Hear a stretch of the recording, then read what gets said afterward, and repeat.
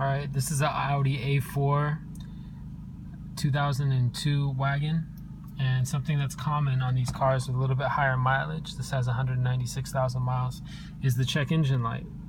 More times than none, the check engine light is simply a deficiency of the catalytic converter. And I'm going to show you here on the scanner that we plugged in. This is an OBD2 scanner. You'll see that on the top right there's freeze frame 1 of 1. That means it's one message of one message, and the message is P0420. For most makes and models in these years, this code means catalyst system efficiency below threshold, and that essentially means that somewhere along your system for your catalyst, which is the breakup of carbon before it enters the atmosphere, there is an efficiency that is below the threshold. On these cars, the threshold is about 95%. So the threshold is very, very high. So what happens is you need to fulfill that last 5%. And even though your catalytic converter is working perfectly fine, you still need to have this at 95% efficiency before you can run it through and get your new license or your new registration. So basically this means you have to replace your catalytic converter, or I've seen instances of people taking them out and cleaning them, and I'll link you below to people who have done this successfully. And so for me, I use this machine, and sometimes just by simply erasing it, it goes away and it doesn't come back for a really long time. And I think it also has to do with weather. So I'm going to erase it. Alright. And all we do to erase this is hit the erase key here. And then on the screen, it'll say erasing clears all DTCs, freeze frame data. Press yes.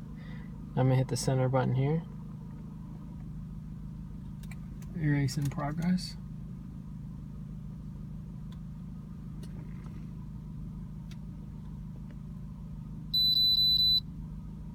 Erase was successful. As you can see up here, the code went away. There was a little bit of a jump in the car, and it'll probably stay off for quite a while.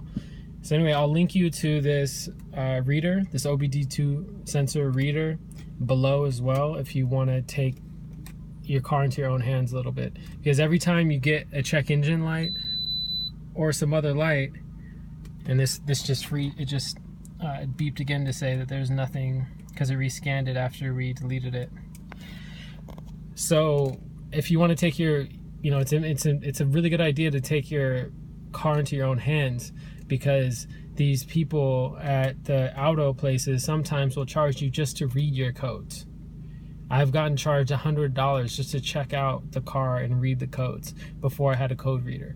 So this will save you hundreds of dollars, because if you can take it in and you keep getting the same codes, and after you delete them, you take it in and you tell them what the codes are, more than likely they'll know that you know what you're talking about, and usually they'll give you a better price, or they won't try to pull too many different things on you because you know exactly what the code says.